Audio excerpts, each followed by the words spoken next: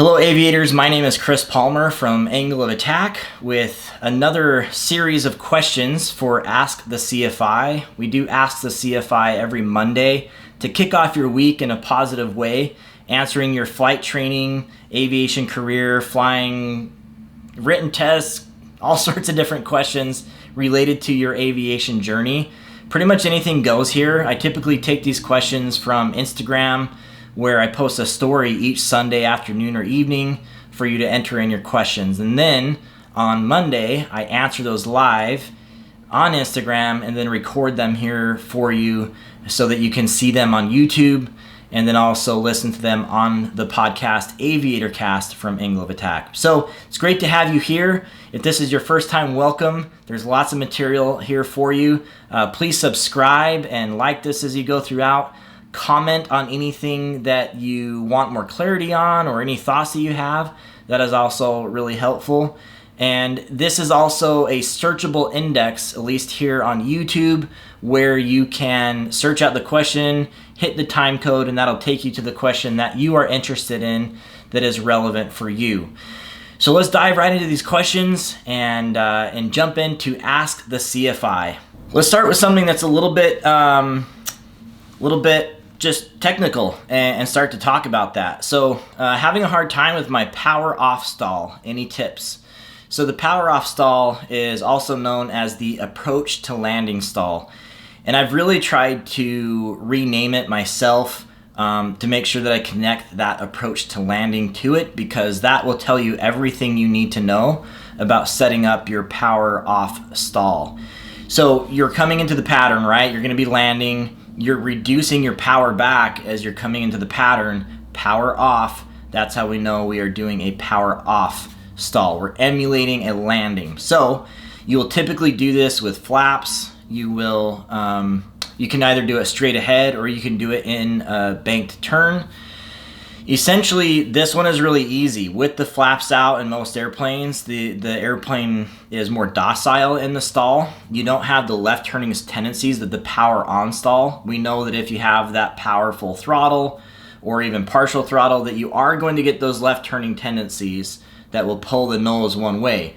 In a power off stall, you don't really have that, so the airplane is fairly docile. What I do is I get the airplane in approach speed, say 60 to 70 miles per hour in a Cessna 172. And then all you do is you pull the nose up to the horizon, okay? You put the top of the cowling right on the horizon in a 172. It's going to be different in other airplanes. And then you hold it there until you get the stall and the indications. With the flaps down, you're going to get a fairly mild stall. You'll feel it buff it, you'll hear the stall warning horn, and you may get that momentary drop. And as a pilot, you are the one forcing it there, right? You're forcing it to that horizon. So all you need to do to recover is relax the pressure on the yoke, reduce the angle of attack, and then you can get the wing flying again. Now, the recovery, the entire recovery, is reducing the angle of attack so you get out of the critical angle of attack. The wing is flying again just by you doing that little bit of change in your pitch attitude, and then adding power in and climbing out of that approach to landing stall. So we're essentially emulating that we've come in, we've for some reason become distracted, and we got too slow and we got to a stall condition, and we really do want to have that power in there to recover. You still can just put that nose right on the horizon, and that's going to give you enough of a climb. And then you would want to reduce your flaps by 1 notch if you are, say, at 30 degrees. You could even go to 20 degrees in 172. So a couple different helpful things there. Power up, pitch up, clean up, basically. Power up, power forward, pitch up, clean up. That's the recovery after you've reduced the angle of attack and got the wing flying again. And then you minimize how much altitude you lose, all right? So it's all about that recovery. And there you go. I'm about 10 hours away from my check ride. You have any tips or any podcast episodes I should listen to leading up to the check ride? One thing I do have, and I've noticed that a lot of people do need advice when they are getting close to their check rides, is I created a program called Checkride Ace. It's available on my website, angleofattack.com. for $99. You can actually get a trial for $1 and see the first entire lesson, the first entire section rather, that kind of builds up to the rest of the course. But that's a really useful course if you're getting into the check ride. It helps you organize your check ride. So I have the check ride checklist, all the things you need to take to the check ride, including the paperwork, the materials you need, the endorsements you need, the logbook entries, all those things. And then I have the study guide, which is the best part, which is a fill in the blank, essentially in the order you'll do during the oral portion, you'll fill in that stuff. I do have a handful of podcasts out there as well on this topic. Aviator Cast is my podcast. You can find it anywhere on YouTube, on my channel there. iTunes, Spotify, Stitcher, Google Play, it's everywhere. And I have several on that topic. Particularly, you're going to want to go to the episode of How to Avoid Study Burnout, and that is the one that you'll find for private pilot along those lines. So I hope that helps. It's good you asked about podcasts and things because I usually do already have resources for a lot of those different things. Best way to memorize airspace, dimensions, etc. There's a handful of ways of doing it. I think that probably the best thing to do when it comes to memorizing airspace is to just work around it, work within it. And so one of the best things you can do is to pick up an iPad with ForeFlight or even your phone and get a really good idea of where that airspace is.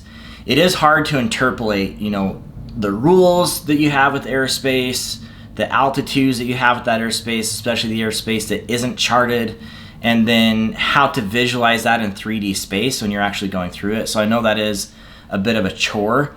One of the nice things about ForeFlight now is that for the airspace, they have their own aeronautical layer over the top, so you can actually click within airspace and see its dimensions. I just find that a lot of the, especially VFR sectional charts, are pretty cluttered with their information. So you can get really good airspace information with ForeFlight by clicking within those sectors. And that tends to work pretty well. So just know it from front to back. A big thing I want you to get into in your studying that is know the difference between controlled airspace and uncontrolled airspace. Controlled airspace is anything basically except class Golf airspace, but class Golf airspace is hardly ever depicted on a chart. So really knowing where class Golf and class Echo are, because they aren't charted all the time, is really important to understand between those two. Otherwise, everything should be charted, and then you have the airspace just as it makes sense. So obviously the bigger cities are going to have the class Bravo airspace, the class Charlie airspaces. You're going to have lower levels of class Echo airspace around even rural airports. So we have kind of a step down here as a pilot would fly an instrument approach through controlled airspace of going from that 1,200 feet down to 700 feet shaded, you would see on the chart, and then surface level at our airport Echo of that dashed magenta. So knowing why the airspace is structured is also very important. I do talk a lot about that in my ground school, but I think that's the best way to put it. Just get creative and start to look around different areas and what is out there. Thoughts on ATP flight school and other fast-paced programs. I think there are plenty of great pilots that come out of these programs, or at least they end up becoming great pilots. It is nice to go to a place that has good financing set up through lending institutions. I know that that's a big thing for people, is the availability of money and making this dream happen with a large loan. And I think it can work out pretty well that way. They do charge a lot extra from what you actually get. So that's a struggle for me, is that you take on a big loan, but maybe don't get as much out of it as you could if you're just paying out of pocket. But that is what it is, I guess, if you can't get financing any other way or you can't save for it. I don't necessarily think that they turn out great pilots. I think that the training is you get done just what needs to get done, and that's pretty much it. That's why it is accelerated. And then separating from ATP itself and going more to like a fast-paced program, these 2-week private pilot courses, 10-day IFR or 1-week IFR. I'm really not a huge fan. I have had friends go through it themselves, and I haven't met someone personally yet that has passed one of those courses. Not saying that many don't. I'm sure many do. But cramming things down, you really aren't getting anywhere. ATP is doing a lot better than these 2-week or 1-week courses. They just aren't that great. I did one of these myself for the first try for instrument, ended up failing my check ride, and it was some of the worst training I've ever had. It just wasn't good. And too much too soon, not quality anyway, just, I don't know, it wasn't a great experience. So I definitely don't suggest that. What do you think about situation in aviation industry for new commercial pilots? It is tricky right now. Obviously, we know that the airlines have been drastically reduced in their loads. There was an airline yesterday here in Alaska, our only airline that serves our town here, our small town, that stopped all flights, laid off the rest of their employees, filed for Chapter 11 until everything's over. A lot of my pilot friends had already been laid off from the company, so we're without airline service now to our town, and there's really kind of an indefinite end mark to that. It is a little tricky right now, but my perspective is that we will get back to normal eventually. We have to. I'm not sure how quickly that rise is going to be, but I know that I'm eager to get out there and travel again, go places, achieve things, do things, even go places with my family.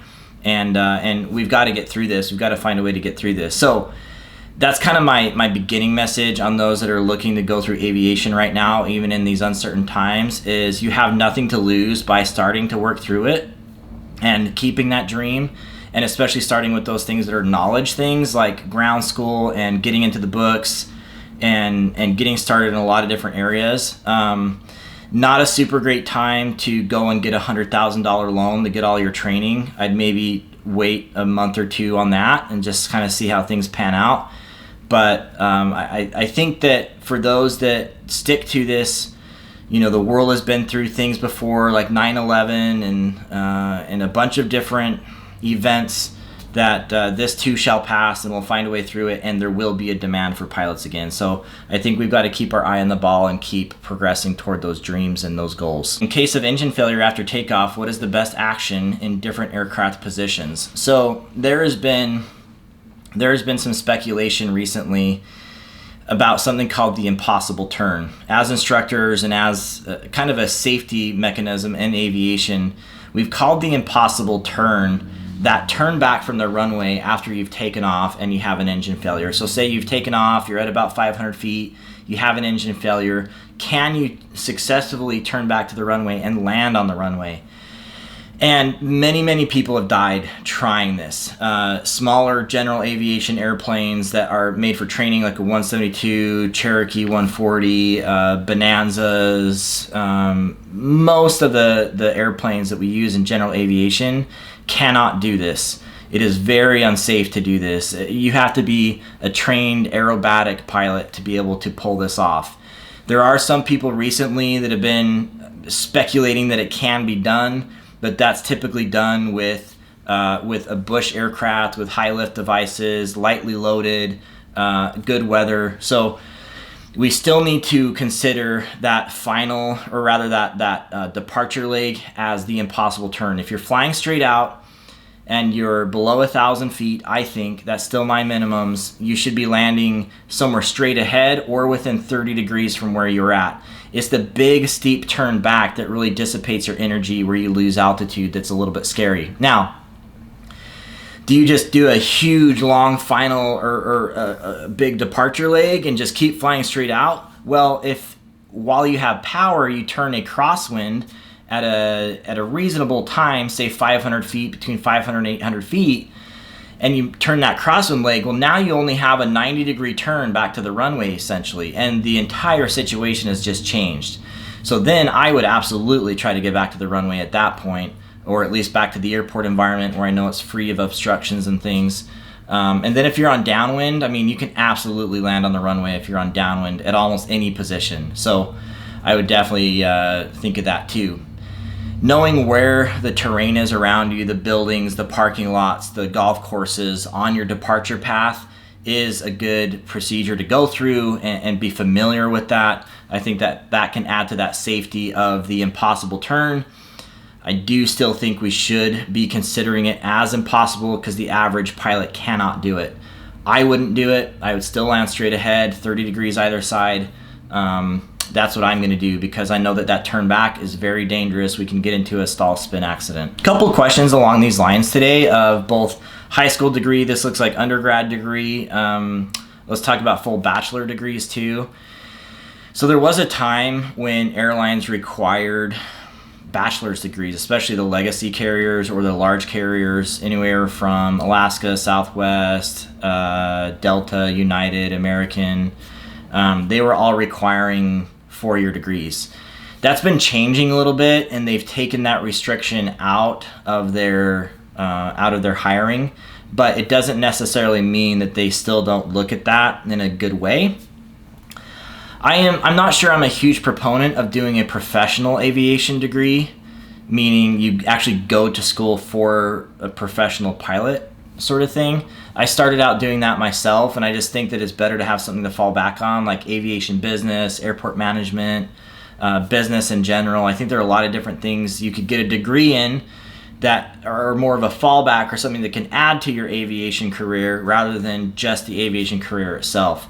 Then you could get your flight training cheaper outside of school and do it Part 61, as we'd call it. All right, so that's kind of the 4-year degree thing. I think the 2-year degree thing is going to be valuable to some people. They'll look upon that in a positive light. And then in terms of doing well in high school, they may not look at your actual transcripts and your grades and things, but it is good to have done well in high school. As pilots, as aviators, we are committing ourselves to a certain degree of excellence that is above and beyond. And in whatever way you can to build yourself up and to be a better student is always going to pay off well for your aviation career. And having that attitude and that curiosity to continue to learn is something that every pilot needs to begin with. But of course, there are still those institutions that require that 4-year degree or want that 2-year degree. But remember that the FAA certifications are outside of the university system, and it's just FAA. And if you got these all outside of college but still did college, it's still going to be just as valid when you go and apply to the airlines. How do you develop your rudder control and feel of the aircraft when you were a student pilot? I especially have trouble maintaining, and they went on to say, control over the center line as they are going down the runway on takeoff or on landing. And here's the thing. There are many different things acting upon the airplane that can pull us from side to side, okay? And essentially that is what we are trying to counteract with the rudder, is from side to side. When we're talking about roll with the ailerons, we're talking about more this way, which there is a little crossover combination with the rudder, but not much. And of course we know that our pitch is bringing us up and down. So knowing where the things come from that are affecting the airplane and requiring you to use your rudder is important to realize from the get-go. So let's talk about takeoff for just a moment. So as you're taking off, you're standing still, right? You're powering up the propeller, pushing it forward, very slow airspeed. It's really, really turning hard and creating a lot of horsepower and torque and slipstream and P factor and all this stuff without a lot of airflow over the control surfaces, okay? So as you start your takeoff roll, you're going to have the airplane wanting to pull quite a bit to the left. It's really going to want to pull to the left depending on the horsepower of your engine. During the entire takeoff, you're going to have a varying amount of right rudder pressure, okay? Because it's constantly pulling to the left in a traditional American-made airplane, it is going to be pulling to the left. You're going to need to counteract to the right with pressure. Finding the amount of pressure and decreasing or increasing that pressure to maintain that center line is really what you're looking for. We're not looking so much for jabs of the rudder as we are constant pressure. We're talking about nose wheel airplanes, traditional tricycle gear training airplanes. Constant pressure, relaxing and increasing as you're going throughout that takeoff. Okay, we're talking wheels still on the ground here. So finding that sweet spot, finding right where you need to be, and keep the pressure right where it needs to be to keep that center line. All right, and now as we're rotating off the runway, things change. The wind can start to act upon the airplane where it wants to weather vane. You do get another left turning tendency as it pitches up that can pull it even more to the left. So as you're pulling that nose up, sometimes you'll even want to do a little bit of bump of extra right rudder for that moment to keep us straight, to keep us coordinated, to keep us climbing. All right, and then throughout your climb, your initial climb, we know that it's still pulling left. We're at a slower airspeed, it's still pulling left, and we need that continuous right rudder pressure to stay coordinated, all right? So my whole point there with rudder coordination and rudder control is knowing first and foremost where these pressures, these forces are that are working upon you that you need to be counteracting for. Because if you have a lot of power, or you're going to add a lot of power, even in flight, you know it's going to pull to the left. If you reduce that power quickly, well, it's going to go back to the right because you're reducing the left tendency all of a sudden. So try to work more on getting in the books, finding out where that actually comes from, so that you can know what you're doing when you're actually doing that. And then you'll know that it's just a matter of pressure when it comes to the rudder, okay? Hope that helps you out a little bit.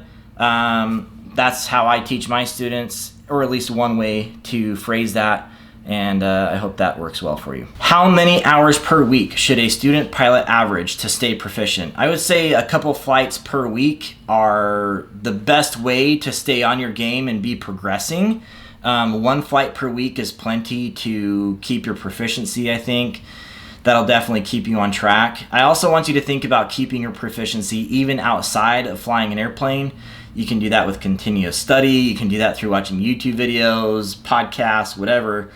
Just keeping your head in the game and keeping that language coursing through your brain, that aviation vocabulary is very, very helpful. So think of that as well, that even while you're not flying, there are plenty of flying type activities you can be doing to keep your mind engaged in aviation. There's just so much content out there that it's really helpful. I'm looking into buying and renting out a small plane. Any advice? There's also another one that asked if buying a plane was a good investment.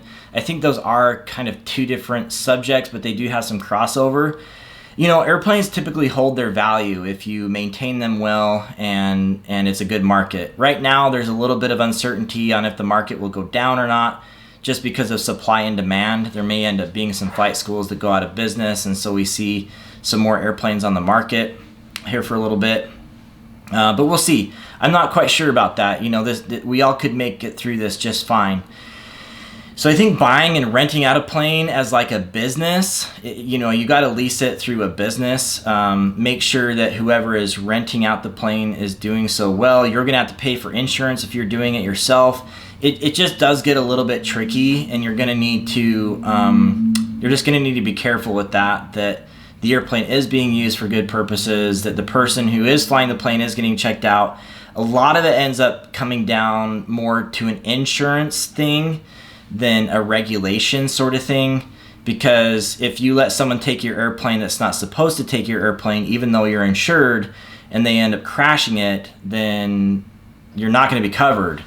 So I'm always really careful to protect our airplane from situations like that, to make sure that we're always within the scope of insurance, just in case something happens, we're covered and we're actually using the insurance. So more along those lines. And then, you know, it does become a business thing with separating yourself from the liability. That's why something like an LLC or a business, keeping it under that is going to be helpful. But that's a whole different subject in and of itself.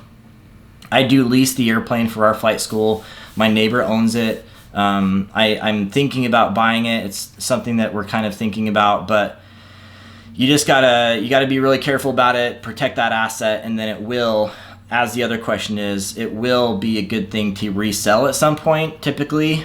they do hold their value pretty well, especially if you take care of them. Do online ground schools actually teach you enough for the written, and so on?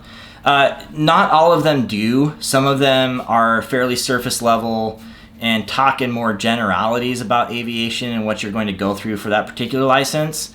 Now, I do have an online ground school for private pilot and instrument. They're separate courses. And I've really taken this question into account when I created them, because I felt like when I went through my training, I didn't feel like I had great resources to just kind of one-stop shop and get everything done and feel like I really knew the material. I don't even like to teach stuff just for rote memorization periods. You know, there are some things we need to know of details, like how many takeoffs and landings we need within 90 days, and day and night rules, and tail wheel and tricycle gear rules. So there are some things you have to memorize, of course, but understanding more the why behind a lot of what we do is better. Kind of like the airspace question I answered earlier. That was just a really quick example of understanding the why to airspace, so that you understand why it's built the way it is. Then you can visualize it better and understand it better, and then you can read the map better. And then when you're flying in the air, you can plan better to get in or around that airspace. So that's just the best thing for me to think about when it comes to ground schools.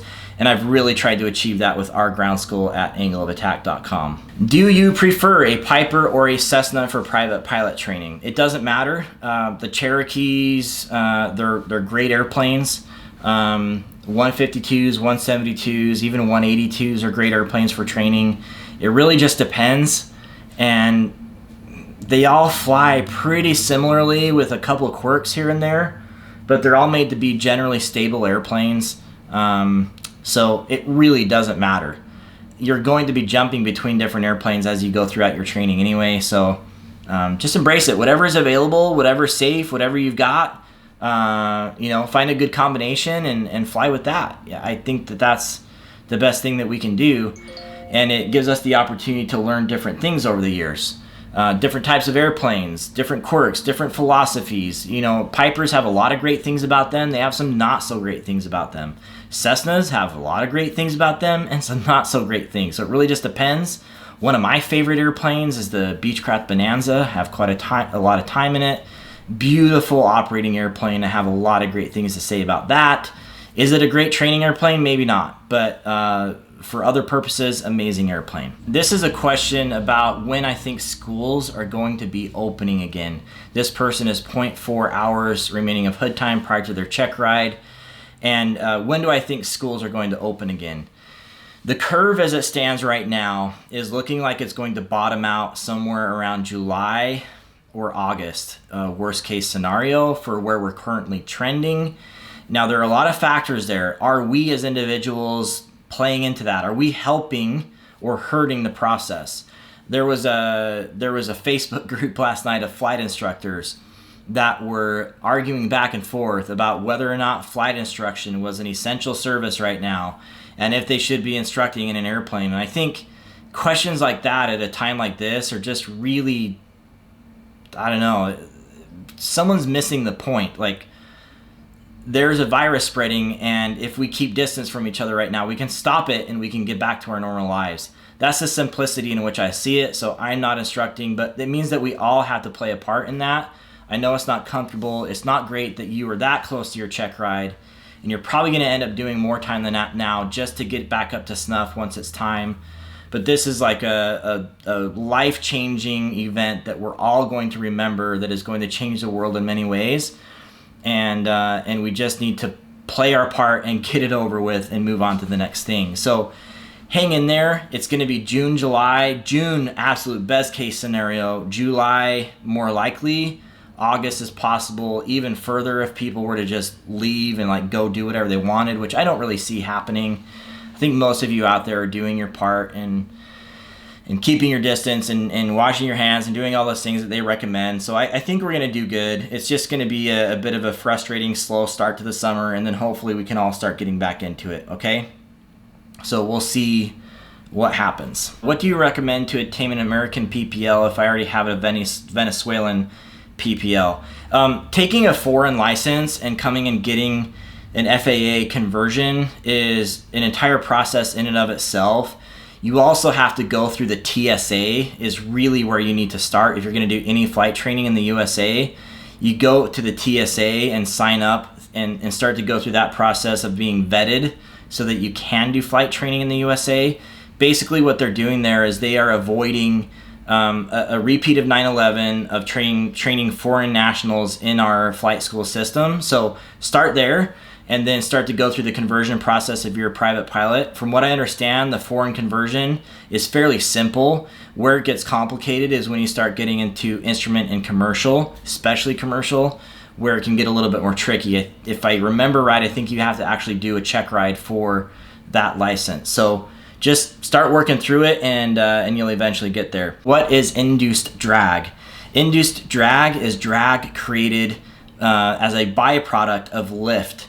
So one of the best places to see induced drag happening is wingtip vortices that are coming off the wing.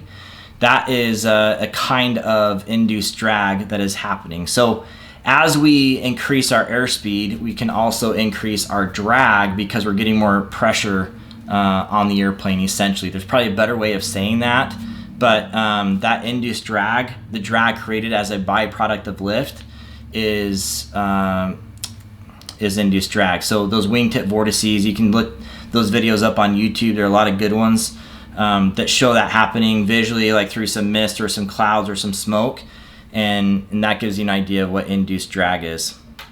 So that's why when we have something like a glide ratio, it's like the perfect equilibrium between induced drag and parasitic drag. So we're trading off in between to find the sweet spot of where we have the least drag on either side, and we're right in the middle. So that's where your glide ratio always is on the lift drag curve. So what is the most effective way to get your ratings in the shortest amount of time?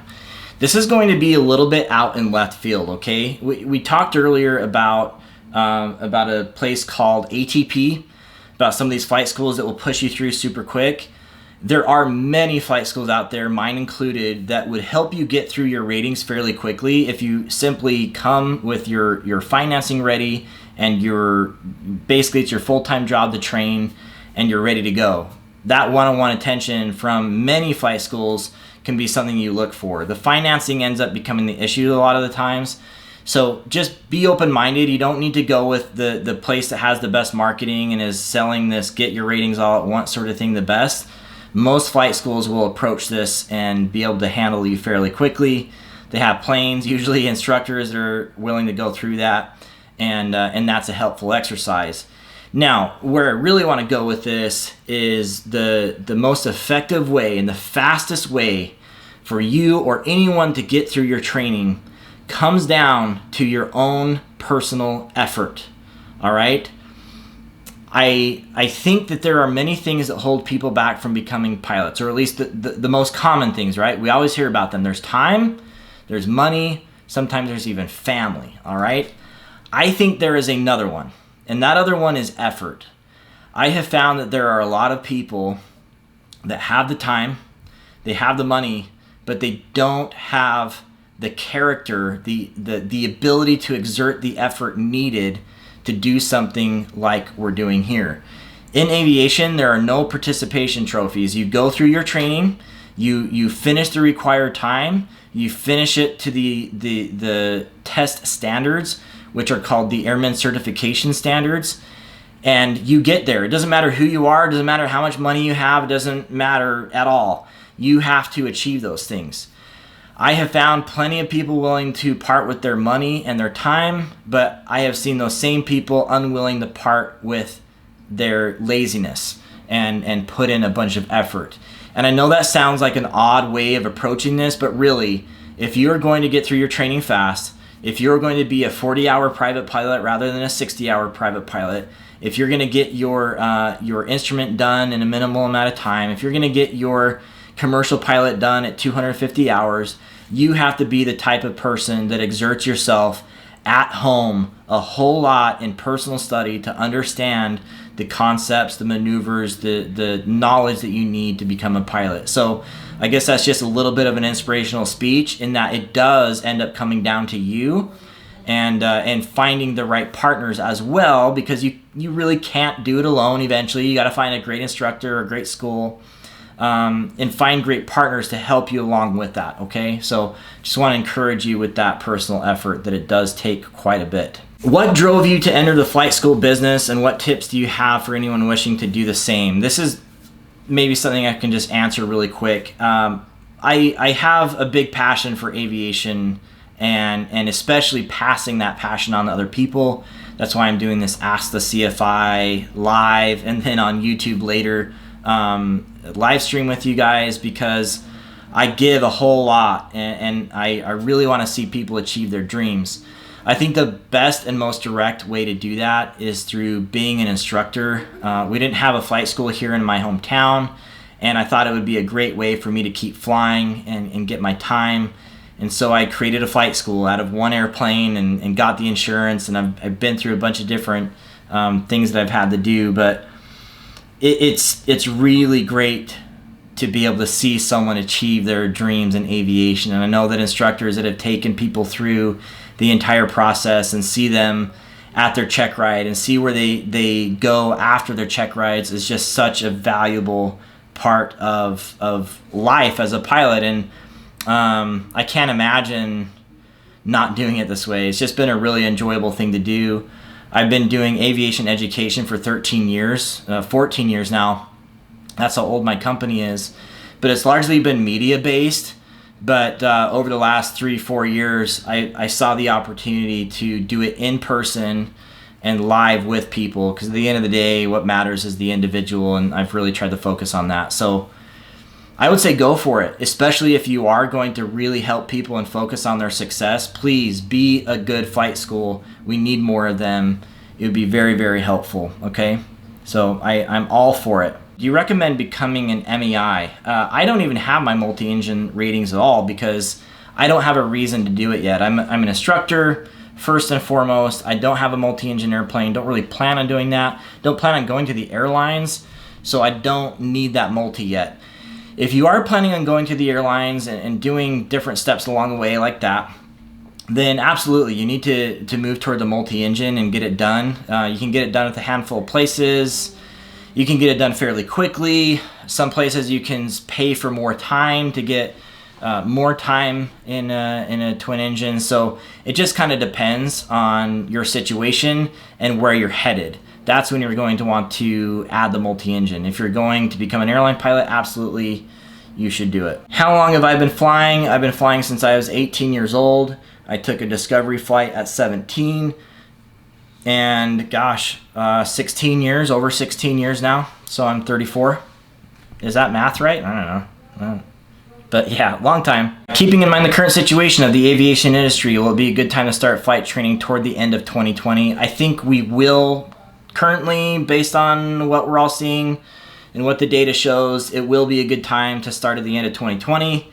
Again, my advice is to start that work now. Get stuff out of the way that you can on the ground, at home, that study that you need to do at home. That would be most helpful, okay? To get you started off in the right direction. I always recommend that people get their ground school done first before starting flight training. So that's the sort of thing I'm talking about, like getting your ground school done before you actually go to do your license. I think that's a great thing to do. And we do have ground school at angleofattack.com. What helped you retain all the information there is when obtaining a private license? You know, when you are becoming a private pilot specifically, it's all brand new. It's a bit of a crapshoot, and actually you do forget a lot of it even after you've received your rating. There are some things that you really need to nail in your head, like flight planning, weather, weight and balance, airspace. Those are things that are typically high on the list. Systems, high on the list of things you actually need to know quite a bit about, whereas some of the other fringe topics you can learn more later on. However, what you're seeing now, what I'm saying now, isn't knowledge that came just from my private pilot license. I went from private pilot license to flying hundreds of hours cross country to getting my instrument rating, failing the first time, I talked about that earlier, being successful, very successful the second time and doing really well because I applied myself better. and then getting my commercial and my CFI, certified flight instructor, and my flight instructor instrument. So I've been churning through this information over and over and over and over again. And so really it's over the years that you build a really solid base of knowledge, and then you can start to add knowledge on top of that. But it doesn't happen all at once. You need to continue to learn as a pilot. If you're not learning continually as a pilot, then you are falling behind. That's why right now I really recommend people, utilizing this time in a positive way, rather than just getting aviation atrophy. And atrophy is like for example, when your muscles go all bad. Like say you broke a leg and it's in a full leg cast. Once you take that cast off, all your muscles are going to be gone in that leg. I don't want that to happen to you in aviation. So my thoughts are you can utilize this time now to stay in aviation, to keep your mind engaged, to keep moving forward. And, otherwise you will start to forget that knowledge.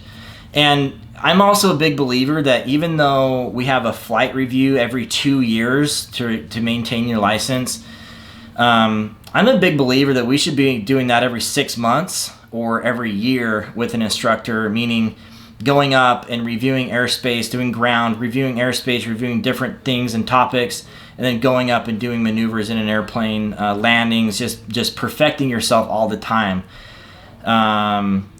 So there you go. Jake, you feel personally attacked with your broken ankle.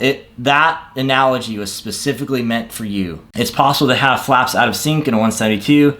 Yes, it is possible. Very rarely does it happen. But yeah, I have heard of that happening before. What are your thoughts on taking a $30,000 to $40,000 loan during these times for a Part 61 program? I think you should wait a little bit. I think you should wait a month or two and just make sure that the economy stabilizes, that the airlines are getting back to normal, that there's at least a trajectory to get that way. And then I would say, once you start to see those things come back to normal, then absolutely go for it. I think that's fine. There's still going to be pilots, there's still going to be travel, and you've got to be ahead of the game, because if you're training, you're talking about a year or so out to being airline ready. So absolutely, I would say that is possible if you're going for a career in aviation, but maybe just wait a little bit and work on some other things for now to make sure everything stabilizes first. So what's next for angle of attack? I did a survey a few weeks ago about the best kind of content you guys like to see from angle of attack. Of course, this Ask the CFI was pretty high up there on the list of things that I'm already doing. I also do the Aviator Cast podcast, 1 Minute Wings. I've started doing vlogs again on YouTube, which I think are fun. I'm not sure how popular they are though, so I'm not sure that's going to be a regular thing. Other people do vlogs. But high on the list of things that people would like to see coming are videos of me teaching real students and sharing that on YouTube and showing snippets of that. That's very high on the list. Another one that's high on the list is showing ground school type topics, specifically like getting really deep into certain topics. So that is something that I think I'll be getting into as well. And I think, what was the other one? So live students, vlogs were pretty far down the list. And then, basically more real flying is what I'm going to be doing next. So more in the cockpit, flying, sort of thing. So actually one of the things I think I can do, this was high on the list in quarantine right now, maybe not so much quarantine, but social distancing, is maneuvers. So that was high on the list. Me going through private pilot, commercial instrument sort of stuff, specific topics, and cover just that and share those videos. So, one on traffic patterns, one on radio calls. So bunch of different things I could do there that would be applicable to my actual flight school too. So I think that's next. More real flying. I want to get out of just like the talking head stuff, because I miss flying. I'm really excited to get back to it. It'll be an interesting summer, but I know that I can do those things from basically by myself in the plane, even during the social distancing time. So we'll kind of see how that goes. Any tips to master the trim? So here's an exercise I do with students either on their first, second, or third lesson. It's usually like this, I'll even do this on the first, but it's usually like the second or third lesson, okay? We're learning about the different configurations you do as you go throughout your flight. You know, you'll go through a climb, you'll trim for the climb, you'll add that right rudder pressure, and you'll get the airplane to a state where you're basically flying hands off. And that's the whole point of trim, is where you can essentially let the airplane do what it was designed to do and fly in that state you want it to fly in and essentially be hands off. You shouldn't be manhandling the airplane all the time, okay? So we're climbing, we get that configuration. We level off or do the level off at cruise. We go through that transition and set up there as well. What I like to do to teach this, because you shouldn't be flying the trim, you shouldn't be trying to get that perfect situation with the trim, is I have the student control the airplane and just hold it, either front or back, while I roll the trim in extreme directions, okay? So I'll roll it all the way forward, which means you're gonna be holding it back. I roll it all the way forward, and then I roll it all the way back the other direction to where they're pushing. Now I do that because I want them to still see the varying pressure that they're going to need to push on the plane. What's even better is in the lower ranges of that, if you can do it with one hand, that means you can control the attitude of the airplane with one hand, keep the attitude where you need it while you're working other things, including the trim, okay? So eventually and naturally, you'll get used to just rolling in the trim as you need it directly after takeoff or after any configuration change, rolling it where you need it and kind of letting it go. One thing I learned better as an instructor is that when we get to the finite parts of trimming the airplane, after we've trimmed off any pressures that we need, there is a point where you cannot feel any pressure, yet you still aren't perfectly in trim for, say, like a cruise attitude. So what I do is momentarily I fixate between the glare shield and some sort of item outside, whether that's a mountain or a cloud or the horizon. Usually best if it's right near, very, very near where that glare shield is and where I'm staring, okay? And then I will gradually let go of the airplane and see where that nose is trending from that visual sight picture that I have. So it's a very small target I'm aiming for, and I see where that varying trim is, and I'll just bump the trim a little bit to get it perfect. So when I let it go, that sight picture doesn't move. It's not moving together, it's not moving apart, but it becomes visual after you've taken out all of the pressure that you possibly can. And again, I learned that better as an instructor because I was sitting in the right seat. I wasn't focused on the instruments anymore. So give yourself permission, and you should be doing this quite a bit in VFR anyway, to take your eyes off of the instrument and retrim just by looking at the glare shield and some sort of target in the distance to match that glare shield, okay? Okay, way out there, but why did you move to Alaska? Just as like a backdrop, I was actually born in Alaska. I was born in Anchorage. We ended up leaving here when I was 14 months old, and I think it was just in my blood. Didn't really know it, but grew up in Utah. Grew up in a pretty good like farm community with not a lot around us. But as I got into my later years, like not later, but later in my child years, like 10, and then into my teens, like suburbia started to grow up all around me. No longer could we really play out back and shoot our BB guns. Just became less free, more restrictive. And then when I became an adult, I felt that even more as I was living in apartments and facing traffic all the time, driving around. I just felt like there's a simpler way to life, and I was always drawn back to Alaska. So after visiting a few times, I just decided, hey, I've got this online business, I can live anywhere, and I want to go to Alaska. I want to live there. So I did it, packed everything up, and came up here. Been here for 10 years.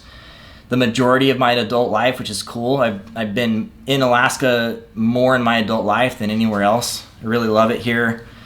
Life is simple, life is real, good people, beautiful scenery, very healing place, and I love it here. great place to fly as well. All right, everyone, I hope that you enjoyed some of those questions today and that they were helpful for you in just getting a little bump forward this week. I hope that you are all well and healthy and happy wherever you are. I know that the world is going through a crazy time right now, and some of you may be hurting. Some of you may be wondering what's next. Some of you may be depressed. Whatever it is, I hope that you find a positive way forward and that you keep your eye on the aviation dream and keep working toward it. We will get to the other side of this crisis, and we can do that together. Let's stay positive. Let's keep working through this, and let me know, please, if there's anything that I can do for you throughout the process. I'm always available. You can, best way to get a hold of me is to send me a message through Instagram, direct messages, and I'm most active there. It's the easiest for me to answer. If you enjoyed this and you want to see more or hear more, please subscribe on either YouTube, or if you're listening to the podcast, AviatorCast, you can subscribe there on iTunes, Stitcher, YouTube, or what else? What's the big one? Spotify. I like Spotify a lot. Subscribe anywhere. Please like this as well. You are a part of our community. I really value each one of you and your journey.